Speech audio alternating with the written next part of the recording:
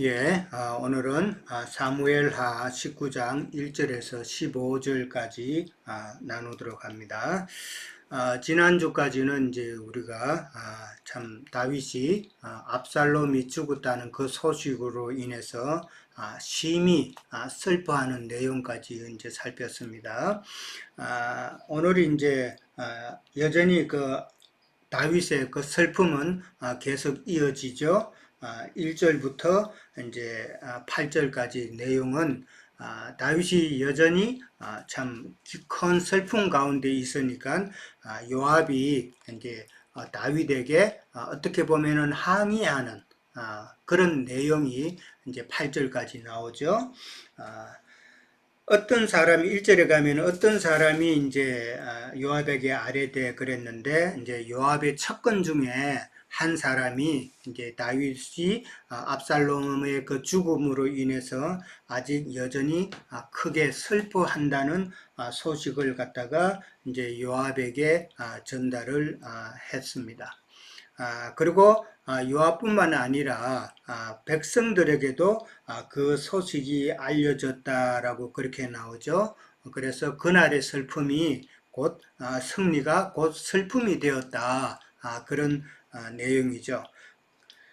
여기서 이제 어떤 사람이 그러니까 요압의 그 첩근 중 한 사람이 요압에게 지금 다윗이 지금 큰 슬픔 가운데 있다라는 이 소식을 전했다라는 것은 그냥 소식만 전했다기보다는 우리가 이제 전쟁에서 이기고 돌아가는데 우리를 위한 그런 전쟁에서 승리하고 돌아온 우리를 위해서 환영하는 그런 잔치는 아마 없을 것이다 라는 그런 보고가 들어갔다라는 것이죠.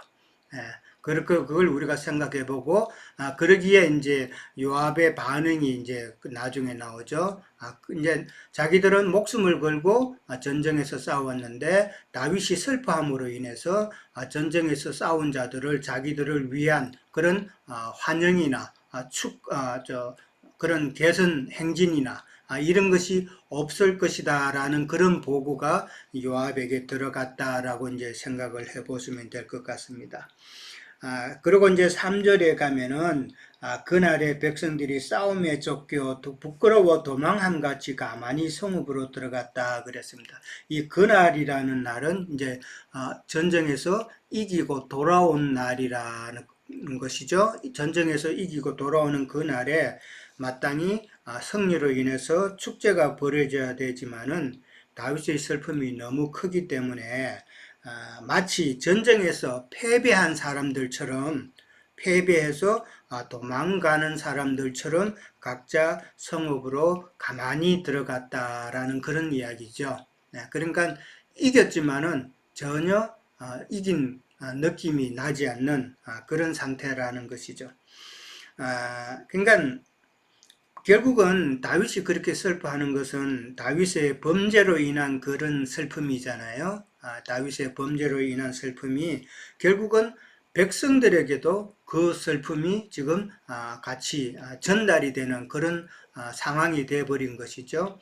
이런 걸 보면은 한 나라의 지도자가 얼만큼 중요한가, 그 다음에 교회의 인도자가 얼만큼 중요한가 그런 것을 우리는 느끼죠. 뭐 대통령이 잘못하면은 그 백성들이 많이 힘들잖아요. 뭐 경기가 안 좋아지고 이러면은 백성들이 엄청 힘들죠. 그 다음에 백성들이 불만이 많아지죠. 그런 거와 같은 것이다라는 것이죠. 자, 그 다음에 이제 4절에 가면 왕이 그의 얼굴을 가리고 큰 소리로 부르되 내 아들 압살롬아 압살롬아 내 아들아 내 아들아 라고 이렇게 참 큰 슬픔을 표현하는 그런 구절이 한 번 더 나옵니다. 얼굴을 가리면서까지 큰 소리로 압살롬을 부르면서 그렇게 슬퍼하는 것은 단순히 지금 다윗이 압살롬 그 자식을 잃었다라는 그런 슬픔만이 아니라는 것을 우리가 생각해 볼 수가 있죠. 자신의 범죄로 인해서 그 범죄에 따른 그 징벌로 인해서 결국은 압살롬이 죽었다는 그 사실에 다윗은 지금 엄청 괴로운 것이죠. 그래서 그것을 생각하면서 지금 다윗에게 뉘우치는 그런 영이 임해서 뼈에 사무치도록 지금 철저하게 회개하고 있는 중이다라는 것으로 우리는 이해를 해야 됩니다. 단순히 아들을 잃었다고 해서 그렇게 다윗이 큰 슬픔에 빠져 있다면은 다윗이 아니라는 생각이 들죠. 다윗은 지금 크게 회개하고 있는 중이다라고 이해를 하시면 될 것 같습니다. 그리고 난 다음에 이제 5절 이후부터는 이제 요압이 참 다윗에게 가서 지금 몇 가지 이제 이야기를 하죠. 처음에 한 5절에 보면은 지금 왕은 왕과 왕의 식구들을 구한 부하들의 얼굴을 지금 부끄럽게 하고 있다라고 그 말을 합니다. 그러니까 목숨을 걸고 왕과 왕의 식구들을 참 구한 그들을 지금 부끄럽게 만든다는 말은 그들이 결국은 그것으로 인해서 부끄러움으로 인해서 불만을 표출할 수가 있다라는 그런 의미도 되겠죠. 예. 그 다음에 이제 요압은 말하기를 왕을 미워하는 자를 사랑하고 왕을 사랑하는 자는 지금 미워하고 그 다음에 지휘관과 부하들을 멸시하고 있다라고 그렇게 말을 합니다. 뭐 당연히 왕을 미워하는 자를 사랑한다는 말은 반역자들을 지금 왕은 사랑하고 있고 그 다음에 왕을 사랑하는 자, 그러니까 왕을 위해서 목숨을 내놓고 싸웠던 자들을 지금 왕은 미워하고 있다. 그리고 그 부하들과 지휘관들을 지금 다 멸시하고 있는 상태다라는 것을 지적을 합니다. 이 말은 다윗을 위해 싸운 자들에게 너무 무관심하다라는 그런 이야기죠. 그 다음에 이제 세 번째로는 만일 압살롬이 살고 그 다음에 우리가 다 죽었어도 왕은 그 상황을 마땅하게 여길 것이다 라고 그렇게 말을 합니다. 참 말이 참 점점점 강해지죠. 예, 그러니까 이거는 이 말을 할 때는 그냥 소근소근하게 말을 안 했겠죠.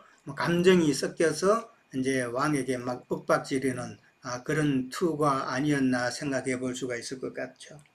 그 다음에 이제 네 번째로는 부하들을 위로하라. 만일 거부하게 되면은 오늘 밤 다윗 왕 옆에 아무도 있을 사람이 없다. 다 떠난다는 이야기죠.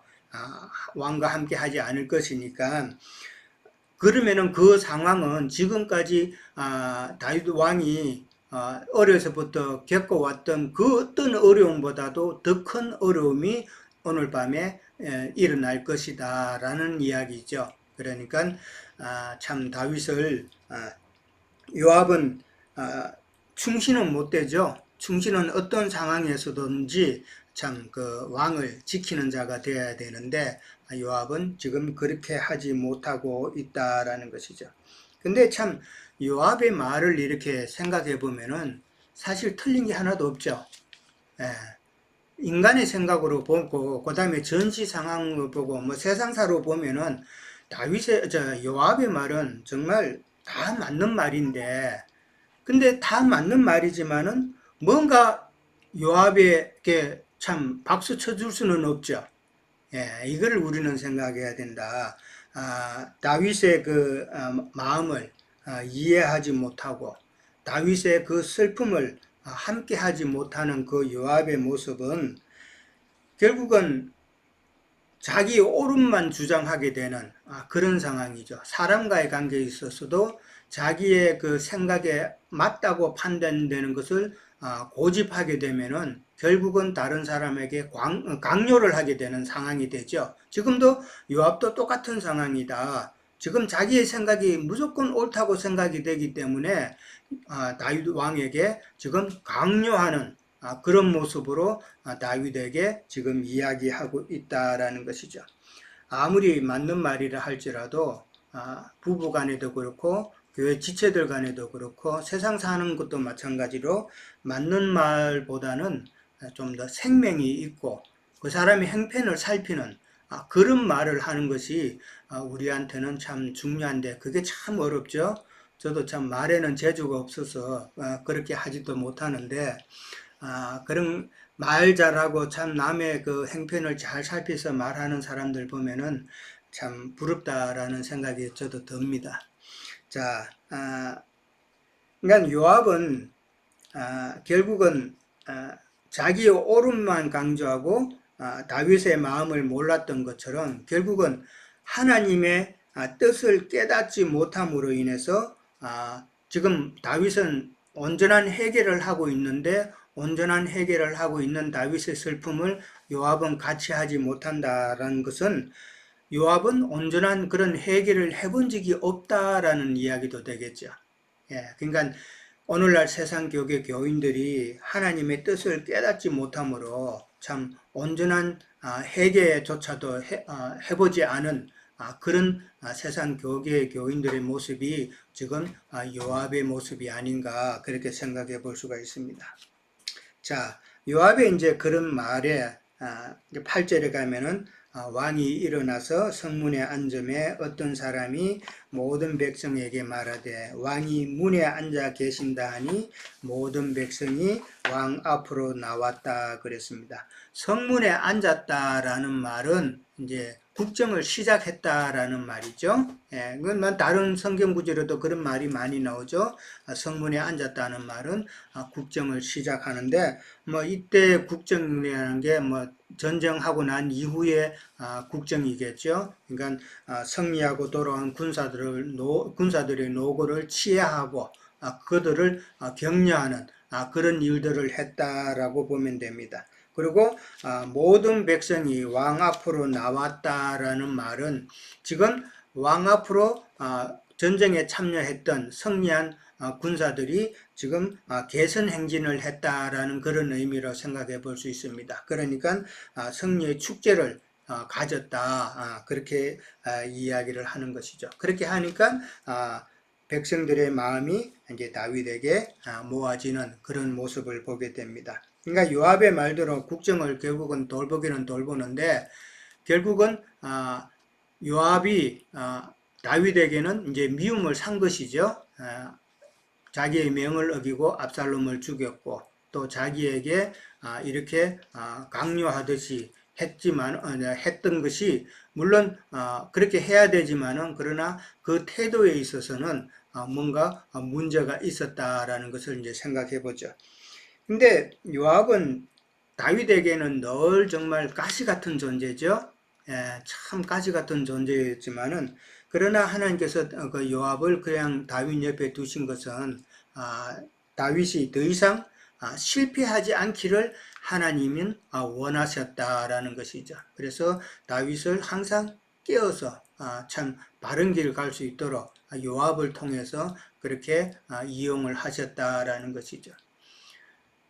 사도 바울도 그랬잖아요. 사도 바울에게도 그 가시가 있었는데 이 가시를 제거해 달라고 주님께 기도를 했지만은 그러나 하나님께서는 그것을 제거 안 해줬죠. 다 지금 그것이 너한테는 필요하다는 것이잖아요. 족하다고 그랬으니까 그러니까 필요한 것이다라는 것을 그 뜻을 바울은 알고 더 이상 기도하지 않았다라는 것을 우리는 봅니다. 자, 그 다음에 이제 9절 이하부터는 다윗이 이제 황궁하는 그런 준비하는 내용이죠. 다윗이 그 황궁한다는 말은 인자 예수님께서 모든 것을 체휼하시고 죽고 장사되고 모든 것을 체휼하시고 이제는 부활하셔가지고 그 영으로 이제는 주님의 나라를 다스리는 그것을 지금 상징한다라고 우리는 먼저 이해를 하셔야 됩니다. 예. 그리고 나서 이제 9절 이하는 이제 첫 번째는 이스라엘 모든 지파가 다윗을 왕으로 추대하는 그 내용이 나옵니다. 그리고 난 다음에 11절부터 15절까지는 유다 지파가 다시 또 다윗을 왕으로 이렇게 모시는 그 내용이 나옵니다. 자, 이것을 우리는 전체적으로 경륜적으로 어떻게 봐야 되냐 하면은 지금 그 영으로 예수님이 오셔서 지금 통치하는 그것을 지금 이야기하고 있다라고 그러면은 이스라엘 지파가 다윗을 왕으로 모시고자 하는 그런 변론을 하게 되는 것은 이방인의 때가 돼가지고 예수님의 그 복음이 이방인에게 전해지는 때가 되었다라는 그 사실을 우리는 연결해서 생각을 해 보셔야 될 겁니다. 그러고 나서 또 유다 지파에게 다윗이 지금 말하기를 너희가 먼저 나를 왕으로 추대하는 일에 앞장서라라고 그렇게 이야기를 하죠. 그것은 이제 유대인들에게 복음을 먼저 전파해 가지고 그 유대인들로 통해서 또 이방인에게 복음이 전달되는 것이 그것이 하나님의 뜻이고 하나님의 경륜이다라는 것이죠. 그래서 지금 유다 지파 사람들에게 다윗은 너희가 온 이스라엘 지파, 그러니까 다른 11지파예요. 다른 지파들은 나를 지금 왕으로 모시려고 하는데, 그러니까 이방인의 때가 되었는데, 유다 지파 너희가 먼저 나를 왕으로 모셔라. 그러니까 복음을 받아들여라. 그런 내용입니다. 그것을 먼저 염두에 두고 이해를 하면은 좀 쉽게 이해가 되실 것 같습니다.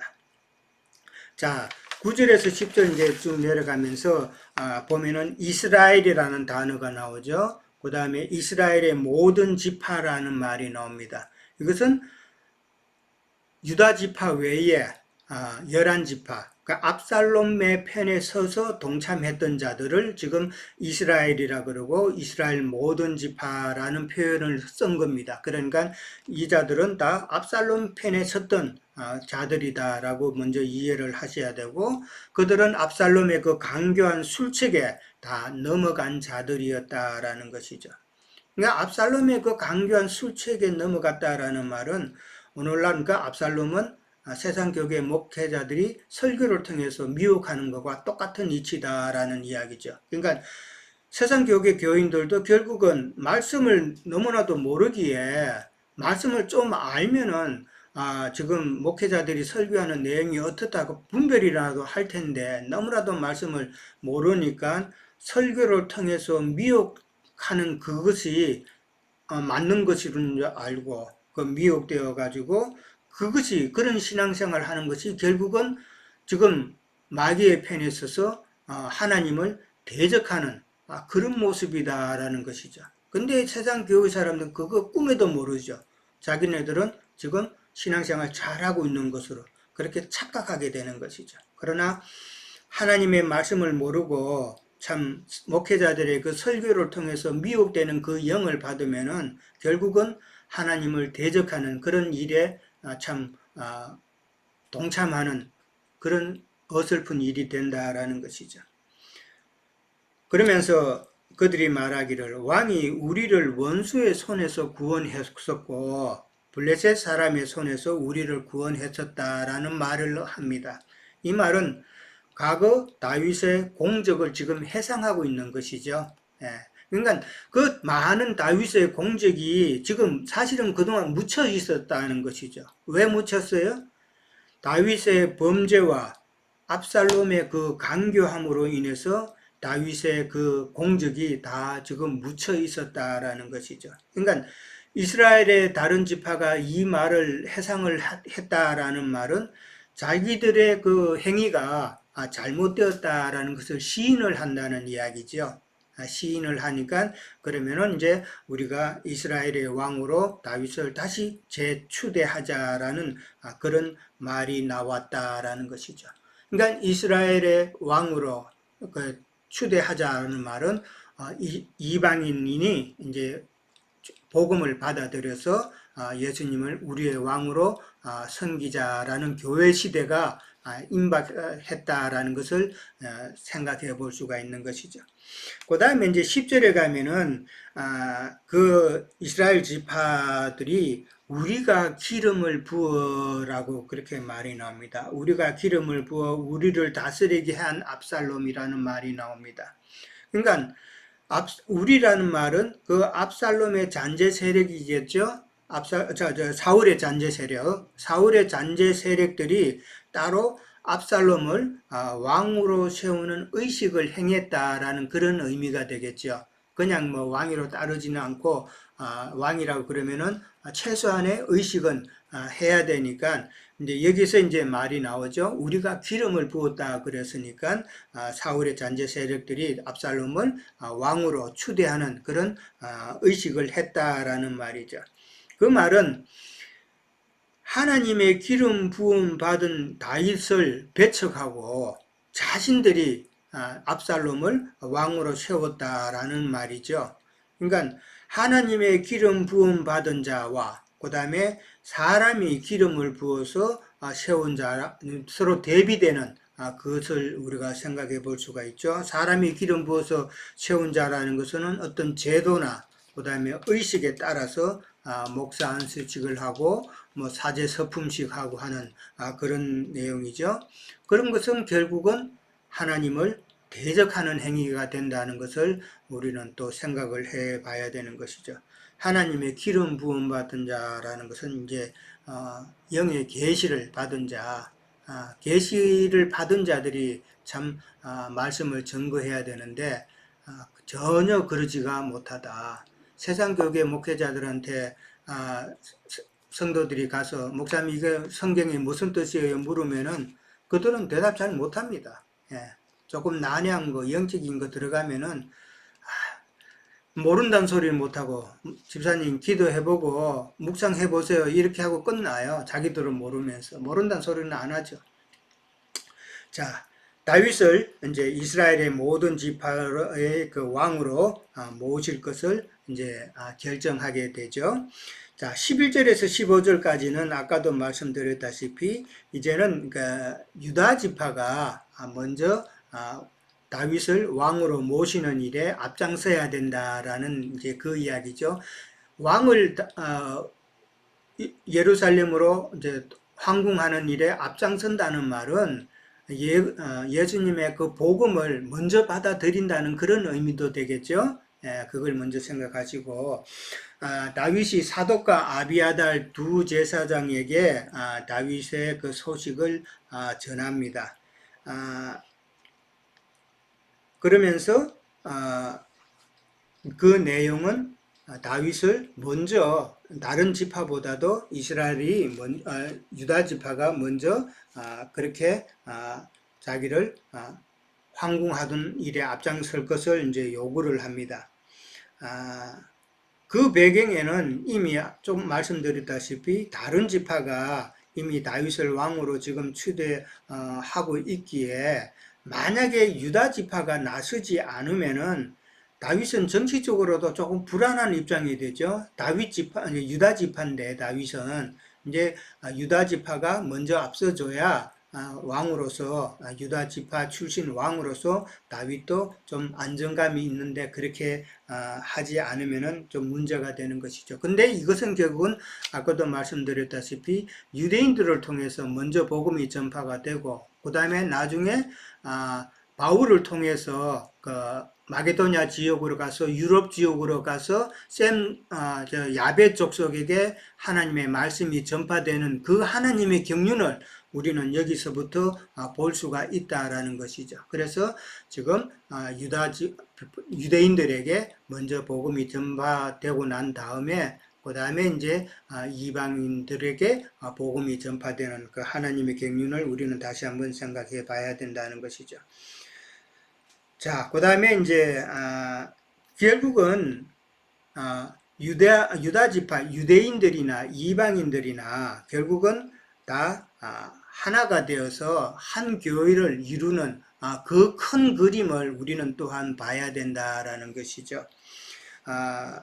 영적으로 유대인과 구속하신 그 이방인들을 한 하나님, 한 성령, 한 주로 한 믿음 안에서 한 교회로 세워져야 되는 것을 이제 여기서는 우리는 볼 수가 있는 것이죠. 그게 하나님의 뜻이다라는 것이죠.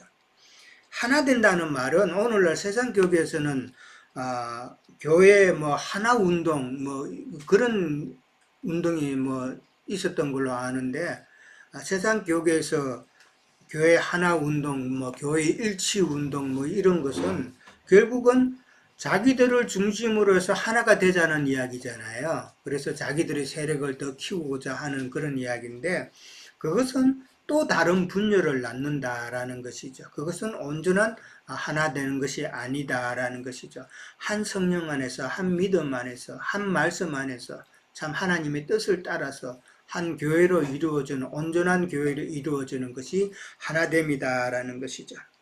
그러니까 사독과 아비아달에게 다윗이 이제 그렇게 전달하라고 했는데, 여기서 이제 사독과 아비아달은 신약의 그 사도행전에 보면은 오순절 성령이 임하고 난 다음에 베드로와 요한이 하나님의 말씀, 그러니까 예수님의 그 복음을 증거했죠. 예, 유대인들에게 증거한 그 내용이 나오는데, 사독과 아비아달이 신약의 바로 베드로와 요한과 같은 그런 입장이다라고 생각해 볼 수가 있겠습니다. 그 다음에 이제 행제요 골육이다라는 말이 나오는데, 이거는 같은 생명이다라는 이야기죠. 동일한 생명이다. 그 말인데, 사실 유다 지파는 그 반역이 일어났을 때 다윗을 위해서 적극적인 지원을 해주지는 않았죠. 좀 소극적이었죠. 소극적이었는데, 그걸로 인해서 어떤 면에서도 또 유다 지파가 좀 내심 불안한 모습도 아마 가졌었겠죠. 그러나 다윗은 참 그들을 다 받아들이는, 용서하는 그런 말을 지금 행제요 고륙이다라는 말을 써서 그들을 다 지금 수용을 합니다. 수용을 하면서 유다 지파 출신들이 그 왕의 복권에 좀 더 앞장서 달라는 그런 의미가 되죠. 그러면서 13절에 가면 아마사에게 또 전달하라고 그러면서 아마사를 내 골육이다라고 그렇게 이야기하면서 요압을 이어서 지휘관이 될 것을 약속을 하게 되죠. 요압의 뒤를 이어서 네가 군대 장관, 지휘관이 될 것이다 라는 그런 말을 하게 됩니다. 그런 말을 하게 된 것은 아무래도 다윗이 요압이 압살롬을 죽인 그 사실에서는 참 아직도 생각을 하고 있다라는 이야기죠. 그러니까 자기의 명을 어겼기 때문에 사실은 충분히 파면할 수 있는 상황이죠. 근데 다윗은 그것을 염두에 두고 있다라는 것이죠. 이제 이 말을 이제 하고 나니까 결국은 나중에 아마사가 참 세바의 반역 때 요압에게 죽임을 당하게 되죠. 요압은 이제 자기가 군대 장관에서 물러나는 것이 견딜 수 없는 상황이 되었다라는 것이죠. 그러니까 다윗의 입장에서도 아마사를 갖다가 지금 군대 장관, 군 지휘관으로 삼는다라는 말은 참 큰 모험입니다, 사실은. 지금 자기의 반역을 했던 수장이었잖아요. 네. 압살롬을 도와서 군대 장관이었기 때문에 반역군의 군대 장관을 갖다가 다시 다윗이 자기의 군대 장관으로 삼는다는 것은 사실 큰 모험이었다. 이런 모험을 하게 된 이유는 유다 지파의 지지를 얻기 위함이다라는 것이죠. 그러니까 아마사를 그렇게 용서해주고 군대 장관으로 삼으면서 유다 지파의 그 지지를 얻을 수 있었다라는 것이죠. 이제 그렇게 되면은 결국은 또 다른 지파에서 또 불평이 나올 수 있는 상황이 또 만들어지는 것이죠. 그래서 나중에 그 20장인가요? 보면은 그 세바의 반역이 또 일어난다라는 것이죠. 예. 그러니까 한쪽이 좋으면 또 한쪽은 또 불평하게 돼 있는 것이 세상 이치인데 오늘 이제 성경에서도 그런 모습이 있었다라는 것이죠.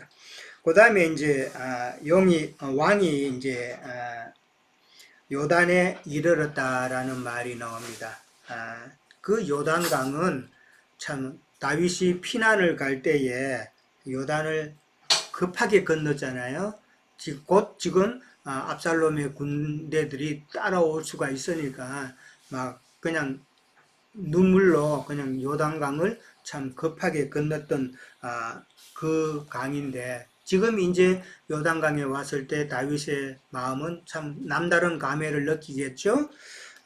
그리고 이제 유다 족속이 이제 왕이 요단을 건너게 하려고 길갈에 모였다라고 그렇게 이제 나옵니다.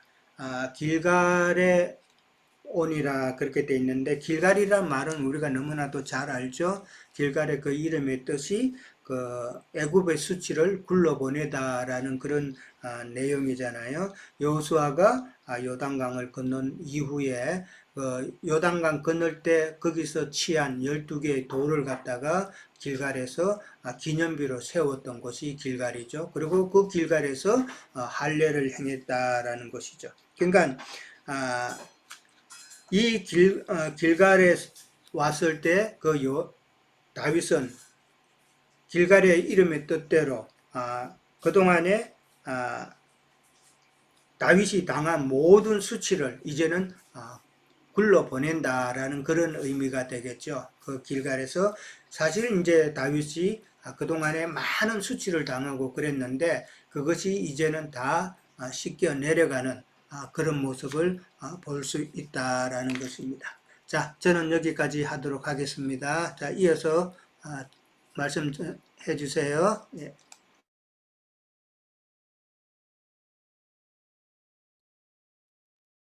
예, 뭐 순서가 어떻게 딱 정해진 것 같아가지고, 예, 예, 형제님 증거를 통해서도 우리가 요압과 다윗 또 압살롬의 이 관계들을 계속 이렇게 살펴보게 되는데,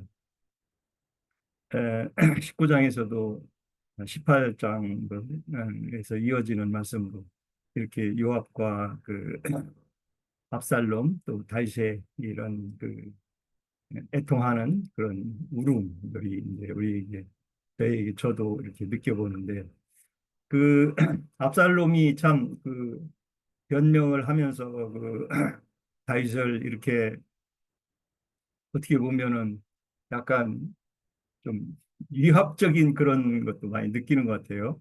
오히려 이게 뭐 누가 상관이고 누가 부한지를 좀 어떻게 보면은 참 이렇게 좀 소위 세상 말로 경우가 없다 이렇게 이제 얘기도 할 수 있는데 그 요압의 달변을 이렇게 들으면서 우리가 그 기존 사역자들의 그런 말씀 증거들을 보면은 핵심은 늘 빼고 이렇게 증거하는 그런 거를 많이 봐요. 저도 전에 수원에 있던 어떤 한 형제가 로마서를 하면서 그 핵심에 딱 가니까 천년왕국이 없다는 그 로마서 11장, 12장에 가면은 이방인의 충만이 차면은 본 자손인 이스라엘이 얼마나 더 이렇게 그 접목을 잘 되겠냐 이렇게 하는 그런 구절에 가서 그냥 이렇게 은근슬쩍 넘어가더라고요.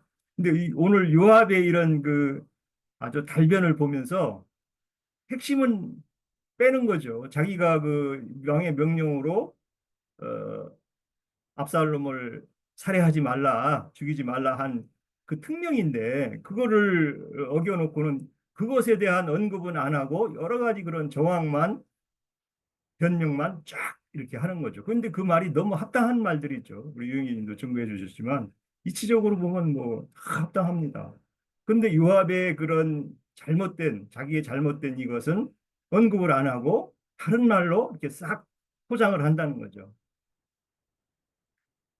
에, 우리가 그런 것들을 이제 분별이라고 하는데 지난 뭐 주에 그 형제님이 그 어떤 증인의 증거하는 사람의 그 핵심을 이렇게 틀린 부분을 얘기하면은 다른 건 다 놔두고 잘한 건 놔두고 그 부분만 이렇게 문제를 삼냐 이렇게 이제 한다고 얘기하는데 사실은 그런 부분들이 핵심들이죠. 진리 증인들의 이 내용들을 보면은 핵심들이 많이 있어요. 그걸 살짝 넘기는 거죠. 그것이 이제 그 에덴 동산에서 주님이 그 선악과를 먹으면 정령 죽으리라 하는 말을 살짝 빼고 암직하고 먹음직한 이런 것들을 그냥 받아버린 여자와 아담으로 이게 대표가 되는 것이죠. 핵심을 먹지 말라 한 그 정령 죽는다 하는 핵심을 간과시키고 잊어버리게 하고 흐릿하게 하는 거죠. 저는 그런 그 성경에 그런 구절이 많다고 봐요. 마태복음 23장 8절에 보면은 이제 주님이 그 선생된 자들을 이제 랍비죠. 랍비 그 시대 당시 예수님 오셨을 때 그 너희는 이제 그 23장 8절에 보면은 뭐 전후 좌우 그 뭐야 그 잔치 윗자리와 회당 높은 자리와 시장에서 문안받는 것과 사람에게 랍비라 칭함받는 좋아하니라. 그러나 이제 8절 그러나 너희는 랍비라 칭함을 받지 말라. 너희 선생은 하나요. 너희는 다 형제니라. 이렇게 말씀을 하신 것이 이제 계시록에 가면은 귀 있는 자는 들으라 하면서 이렇게 말씀을 이어가는 것도 또 있죠. 거기에 보면은 어, 계시록 2장 7절에 보면 귀 있는 자라고 얘기하는데 우리가 물리적으로 이 영적 해석 하나 안 하면 이런 건 절대 안 되는 거죠. 귀 없는 사람이 어디 있겠어요. 물론 뭐 청각장애인은 들을 수는 없지만 뭐 그런 분들은 예외라 치더라도 이 말씀하는 것은 그 핵심을 잘 드러나는 거죠. 거기에 보면은 이제 뭐 발람의 교훈은 대부분 많이 이해하지만 저도 참 니골라당의 행위라는 것을 아, 신앙생활 뭐 한 10여 년 이상 이렇게 하는 동안에도 그 니골라당 행위라는 것을 대체 어떤 걸 가지고 니골라당 행위인가. 전에도 그렇게 이제 성경에서도 이 마태복음 읽으면서 목회자라든가 또 선생 노릇하는 그런 종교 지도자들을 하지 말라는 건 분명한데 계시록에서는 니골라당이라고 이렇게 함축을 해서 하기 때문에 참 어려웠는데 사실 이 니골라당이라는 말은 오히려 이 목회하는 뭐 목사님이나 웬만한 사람들은 이게 다 알고 있습니다. 이 뜻을. 그런데도 또 간과하는 거죠. 니골라당이 누구예요? 상신도 평신도 나눠가지고 소위 성직자라는 그런 권위를 세워서 응? 자기들의 위치를 이렇게 해서 오히려 이것이 이제 결국은 히브리서 바울 사도가 얘기한 멜기세덱 반차를 허물고 구약에 있는 아론 반차 율법을 세워나가는 그런 것이거든요. 주님은 멜기세덱 반차로 오셨다고 이제 히브리서에 이렇게 얘기해서 많은 사람들을 제사장을 삼아서 예수 믿는 성령 받은 사람들을 제사장을 삼아서 주님 나라와 주님의 의를 세워가는 그런 것을 역행하는 것이 이제 니골라당이거든요. 그런 부분들을 이제 간과한다는 거죠. 어떤 핵심들을 간과하는 거죠. 그러다 보니까 스스로 진리들이 어두워지고 계시가 없어지는 것은 뭐 당연한 것으로 이런 현 세상 교회를 이루어가는 것은 뭐 당연한 거죠. 예, 어떤 핵심 부분을 빼버린다는 거죠. 중요한 부분들을 말씀을 그래서 우리는 늘 뭐 주님이 늘 분별해놨듯이 어떤 증인의 이 말씀의 분별은 정확하게 그 중간중간에 있는 말들을 듣지 않으면 누룩이 들어오기 때문에 결국은 나중에는 변질이 말씀의 변질이 본인에게도 변질이 되고 듣는 사람도 변질이 된다는 거죠. 이게 참 그런데 다른 조건만 다 한 건 놔두고 왜 그런 부분만 찝어서 얘기하느냐 하는 게 일반적인 이 인간의 생각이에요. 보면은 여기서도 압살롬의 이런 요압의 이런 변명과 이 다윗을 오히려 이 가리키는 이 장면은 참 압권이죠.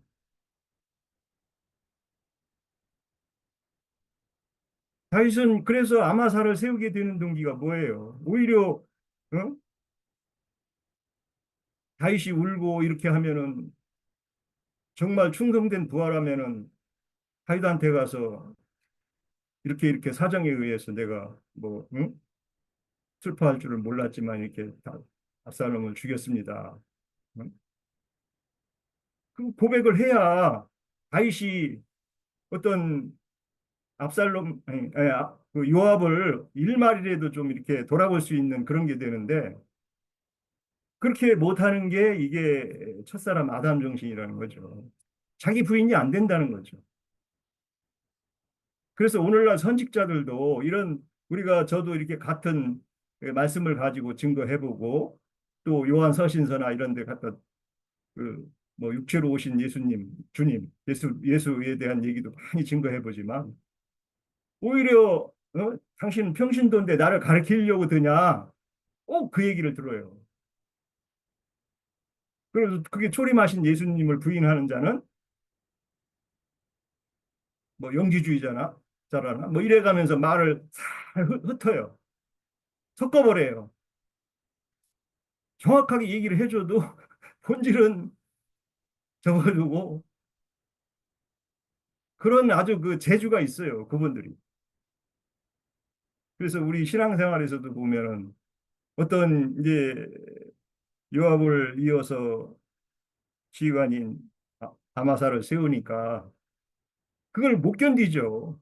예를 들어서 뭐 예수님 오셨어도 유대 랍비나 이 서기관들을 자리를 뺏고 다른 사람을 세우려고 하면은 그 사람들이 나보다 이게 더 잘하는 사람을 세우는구나 해서 회개하고 자기의 부족함을 돌아보고 해야 되는데 그렇게를 안 한다는 거죠. 세상 살아보면 그래요, 정말. 자기가 어떤 그 역할이 부족해서 더 나은 사람이나 어떤 상황에 따라서 더 귀한 사람을 더 세우면 시기하고 그 사람을 아주 그 욕하고 또 어떻게 하면은 그 사람을 쓰러뜨릴까 하지 정말 자기 자신을 돌아보고 그 사람의 좋은 점을 장점을 잘 배워서 다시 기회로 삼는 자기 부족함을 이렇게 채워서 나가는 그런 주님은 그런 충성된 자를 원하시잖아요. 백의종군하는 사람. 그게 이제 디도서에 가면은 그래서 충성된 너는 에, 디도서 어디 나오죠? 디도서가 디도서 2장 10절 한번 보겠습니다.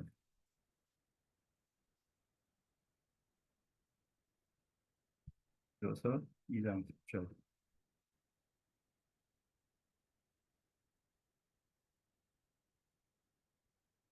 2장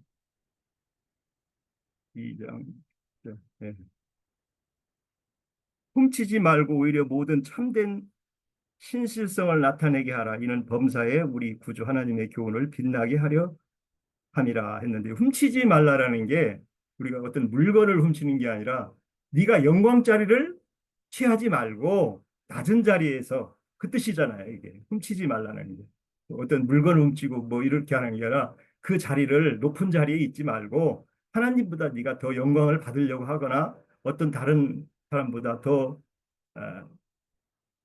위치에 높은 위치에서 있는 게 아니라 자리를 훔치지 말라는 거죠. 낮은 자세에서 하라는 그런 뜻이잖아요. 그래서 더 잘하는 사람이 있으면은 오히려 그 사람을 세워서 같이 동역하고 같이 이루어 나가는, 예. 근데 많은 사람들은 그렇게 못한다는 거죠. 그래서 아론 반차가 계속 고수되는 게 성직이라는 이런 걸로 한번 세워놓으면 그 사람들은 이걸 버릴 수가 없는 거죠. 아무리 좋은 진리를 얘기를 해줘도 자기 위치를 버릴 수가 없는 거예요. 신앙생활 하면서 어떤 역할이나 어떤 은사를 해서 있어서 위치를 이렇게 해서 직임을 줘놓으면 그 직위를 늘어뜨릴 때 더 낮은 자세로 갈 수 있는 사람을 하나님은 원하신다는 거죠. 왜?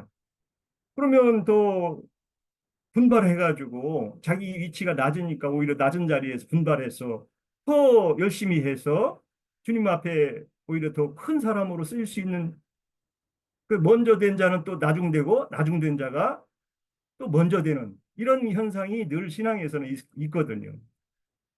나인님하고 저도 여지껏 신앙 있게 해오면서 보면은 어떤 위치에 있던 사람을 다른 사람이 와서 이렇게 좀 세워놓으면은 그걸 못 견디는 거예요. 참 못 견디는 걸 많이 봐왔습니다.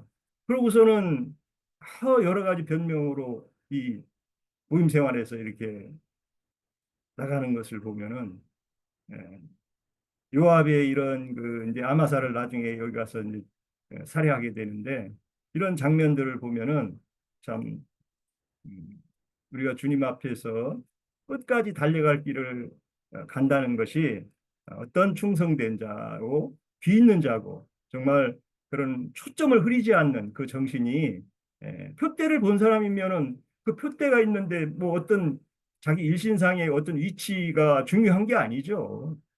정말 새 예루살렘 성이라는 그곳에 주님이 잘했다 칭찬 듣는 들어가는 그것이 목적이 우리가 육신을 두고 이 땅에 사는 동안에 어떤 그 자기 위치를 확보하고자 해서 달려갈 길을 놓친다고 하는 것은 정말 큰 것을 놓치고 작은 것에 이렇게 몰두하는 것을 많이 봅니다. 오늘 요압과 다윗의 이런 어떤 그 상황을 보면서 그런 그 네, 생각을 많이 해봤습니다. 네, 제 질문을 마치겠습니다.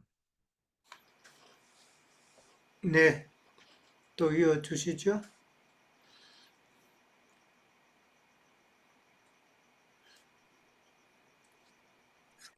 네, 저는 지난주에도 그 다윗의 어떤 모습이 어떻게 해석을 해야 되는가 하는 것이 어렵다라고 하는 게 이제 19절의 초반부에도 이제 이런 것과 연결시켜서 이제 참 어렵다라고 말씀을 드렸어요.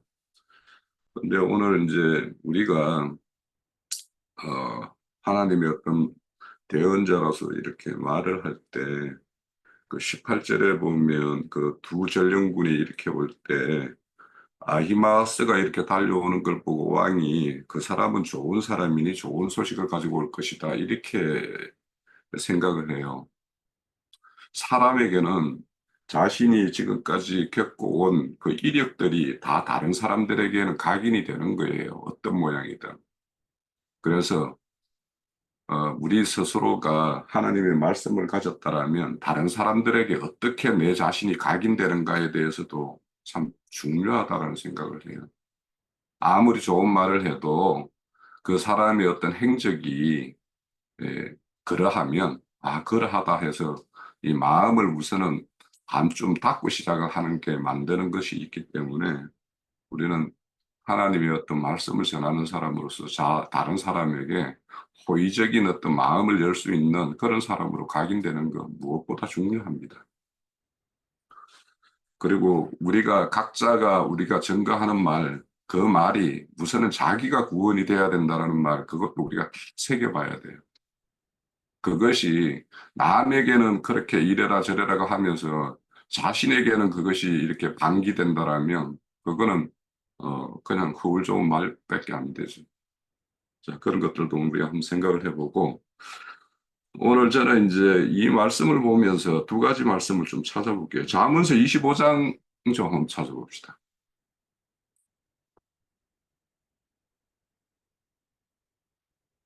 잠언서 25장 28절에 보면 이런 말씀이 나와요.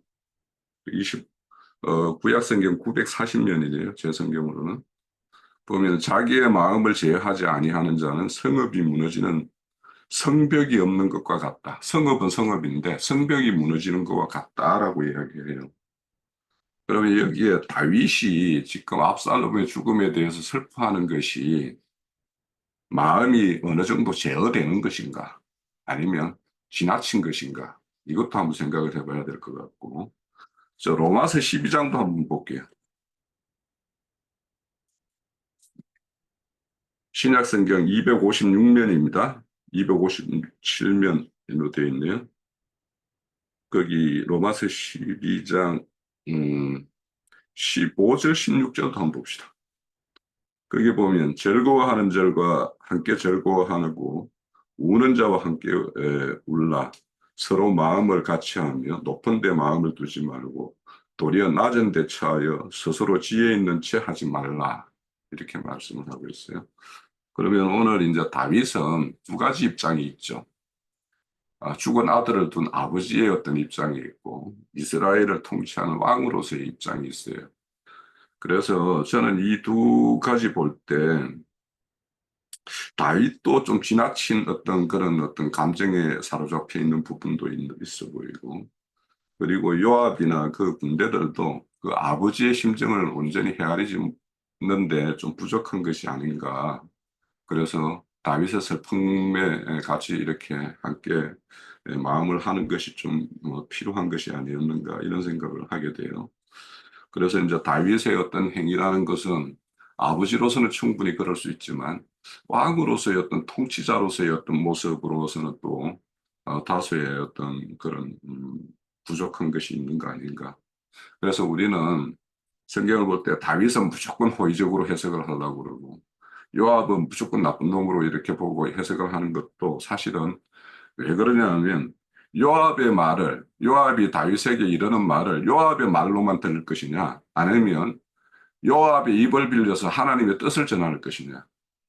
우리 그 가야바라는 제사장이 있었죠. 예수님 당시에. 그 가야바라는 사람이 어떤 말을 했어요.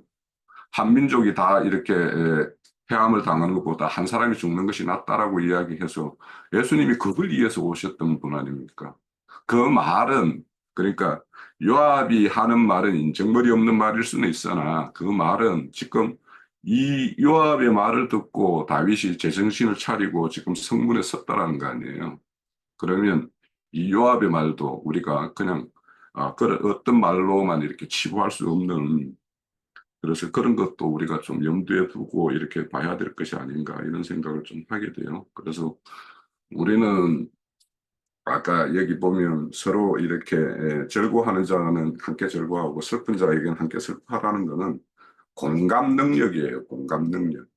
그러니까 우리는 전도한다라면 내 앞에 있는 어떤 전도자와 이 공감 능력이 없는 말을 가지고 서로 아무리 따따붙다 해본들 그 사람의 어떤 마음을 이렇게 움직일 수가 없어요. 그래서 공감 능력이 굉장히 중요하고 또 다른 사람에게 여기에 그 이어지는 로마서도 보면 그런 거 아닙니까? 악을 악으로 갚지 말고 선으로 악을 이기라고 그랬어요. 그러면 그런 어떤 선과 악이라는 것을 이분법적으로 하나님 말씀은 선이고 뭐 어떤 나머지는 다 악인 거냐 이렇게 하면 그게 어떻게 세상 사람이 스스로 이렇게 더불어 사는 세계에 어떤 그런 것이겠어요.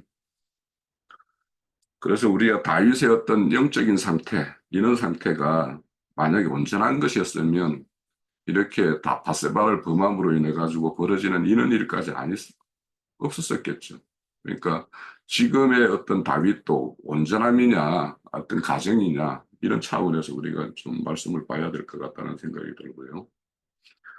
그리고 이제 이 황궁하는 어떤 그런 모습들을 이렇게 보이는데 결국에는 이제 19장부터 다윗 왕권이 다시 이제 회복되는 건데 이거는 이제 하나님 나라가 이렇게 재건되는 것과 마찬가지죠. 그래서 율법의 나라로부터 온전한 그리스도의 나라로 이렇게 전환되는 어떤 그런 것이기 때문에 우리 앞서 형제님이 이런 어떤 그 영의 어떤 통치 세계로 이렇게 보는 거나 그렇게 보는 것이 합당하다고 저도 이제 동의가 되어지고요. 그런데 이제 여기에 보면 이제 온 이스라엘의 어떤 마음을 하나로 이렇게 통합하는 과정에서 이제 이 제사장들을 통해서 이렇게 설득을 하고 있죠. 그런 과정에서 이제 또 이 아마샤라는 사람을 이렇게 이제 자기의 어떤 군대장으로 세우는 어떤 다윗이 이것이 어떤 용서의 어떤 모습. 그래서 어, 바울이 사울이었을 때 그 했던 것을 이렇게 바울로 전환해서 하나님의 어떤 온전한 군대장으로 이렇게 일을 하게 하는 것과 이렇게 그런 것과 이게 비견되는 일인가. 이 아마사에 대한 어떤 행적이 그렇게 구체적으로 나오지가 않아서 바울 사도 같은 경우는 자기의 어떤 과거 행적에서 완전히 전환되는 어떤 그런 과정들이 우리가 묘사가 되어 있기 때문에 원수의 어떤 대적자에서 완전히 이렇게 전환돼서 하나님 편에 어떤 큰 쓰임이 되는 사람으로 이렇게 전환된 걸로 이렇게 볼 수가 있는데 아마사도 그런 사람으로 볼 수 있는 건가? 아니면 다윗이 인간적인 생각에서 요압을 견제하기 위해서 그렇게 세운 어떤 걸로 인해서 결국에는 나중에 아마사도 죽고 요압도 이걸로 인해서 죽고 요압이 반역의 어떤 편에 서는 어떤 그런 것과 연계가 되거든요. 그러니까 이것이 아마사를 군대장으로 세우는 것이 이게 다윗의 어떤 인간적인 생각에서 난 것인가 아니면은 하나님의 어떤 그런 용서와 간용의 어떤 그런 어떤 상징으로서 아마사를 이렇게 자기 편으로 이렇게 삼는 것인가 한 것도 좀 되게 어려서 이것도 좀 어려웠어요. 그래서 이런 것들도 이제 하나님 편에서는 이것이 어떤 것으로 이렇게 하나님의 어떤 뜻과 합치되는 어떤 그런 선행이었는가? 다윗이 행한 것이 아니면 여전히 인간 생각을 이렇게 앞세우는 어떤 모습인가? 이런 것들도 그 결말을 우리가 알고 있으니까 좀 어떻게 생각해야 하나 이런 생각을 좀 하게 돼요. 그래서 오늘 이제 이런 말씀을 보면서 이 다윗의 왕권의 회복에는 모든 사람들의 어떤 일치된 한 마음을 이렇게 통합시키는 어떤 그런 것들이 때문에 우리 교회의 어떤 모습도 이제 이런 것이 좀 필요한데 각자의 어떤 생각과 뭐 이런 것들이 좀 차이가 있을 수 있는데 뭐 시간이 지나면 또 서로 모난 부분이 있으면 서로 깨지겠죠. 그래서 스스로 둥글둥글하게 되는 어떤 면이 있을 거예요. 그러니까 그것을 뭐 크게 우리가 일부러 회피할 필요도 없고, 그런 것들은 또 그런 대로 또 봐주면서 이렇게 지켜보는 것도 하나의 어떤 교회에 이루어가는 모습이니까 그냥 좋은 대로 모든 것들을 다 해석하시면 될 것 같습니다. 오늘 제 증거는 좀 뚜렷한 그런 어떤 결론을 이렇게 탁 이렇게 내리기가 좀 뭐해서 이렇게 증거를 해야 되나 말아야 되나 이렇게 좀 고민스러운 부분이 없지 않아 있었습니다. 마칩니다. 예, 오늘 냉정님께서 참여를 못 하셨는데, 혹시 또, 다른, 자매님들 중에서 또, 혹시 나누고 싶은 말씀 없으세요? 예, 없으신가 보네. 예, 그러면 오늘은 이제 여기서 마치도록 하겠습니다. 예, 자, 다음 주에 뵙겠습니다. 자, 들어가세요.